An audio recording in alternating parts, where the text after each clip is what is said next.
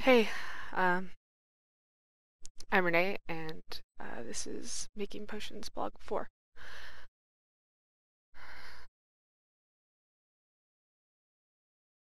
Yesterday, someone said something that shouldn't matter much.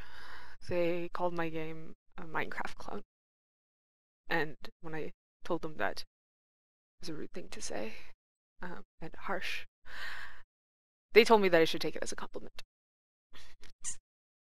I can see the reasoning partially, but it was still tough to hear.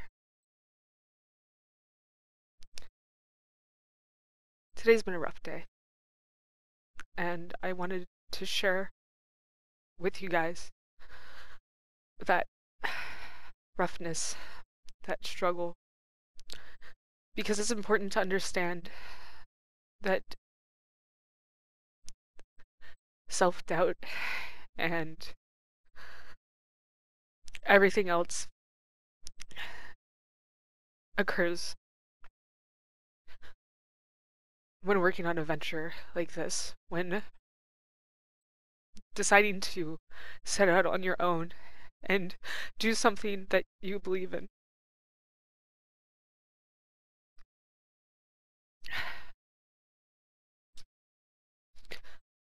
I know that the majority of you who watch these videos are are really kind and supportive, and I really appreciate that. But here, I'm not trying to look for support right now, and I know you're going to provide it anyway. Thank you so much. I just wanted to share with you the downsides, you know?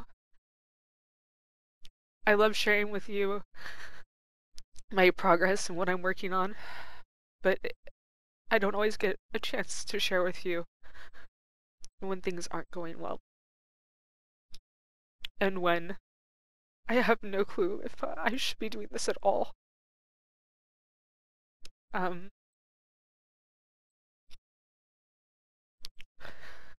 I know the game that I'm making is a big game.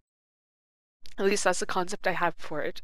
And I had a chance to view so many awesome indie developer games uh, at PAX and at Six, and even got to see some at Unite. And it's tough knowing that most of the teams who work on a project are with the same scale of gameplay, like actual like story-based content or whatnot, are fairly large teams,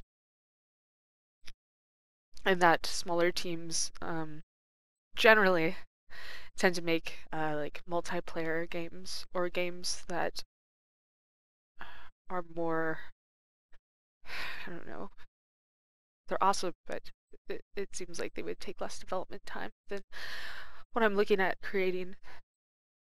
And it's hard to tell myself always that I'm doing the right thing. I mean, there's a lot of game ideas I have. This is my favorite one, but I often wonder if it would just be easier to make a simpler game. I mean, that's generally the advice, right? And I tell myself that even if this game doesn't get finished immediately, or even if I have to stop it and work on something else, that it's going to be a really good learning opportunity. And it has been, and it is, and I hope it still will be. But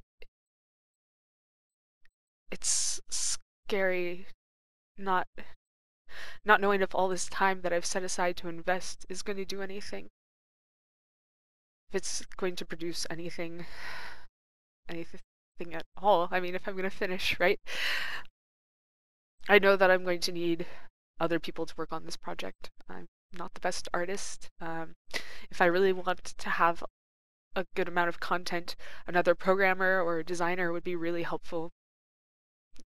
There's only so much time in the day.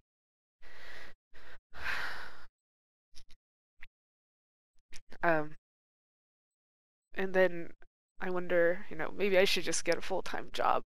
and do this on the side.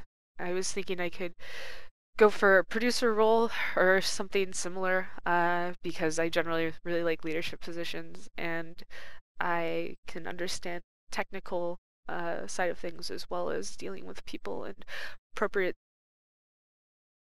how to appropriately demand things from them and get the best out of your team.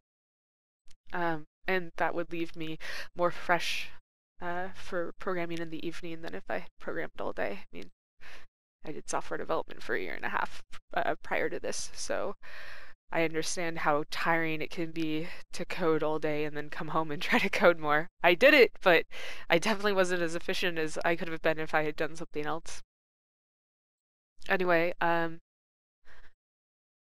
added some things to the game. I started working on a base monster class, and I started working on setting up triggers and effects. So I have damage effects, and I have a base effect class as well. I don't really have anything impressive to show you yet. Um, I just really wanted to make this video for you guys to understand, you know, I'm not always like super bright and cheerful. It can be really hard sometimes. So this is that part to game development. Thanks for listening. Um, Sorry this wasn't more informative. And have a good day.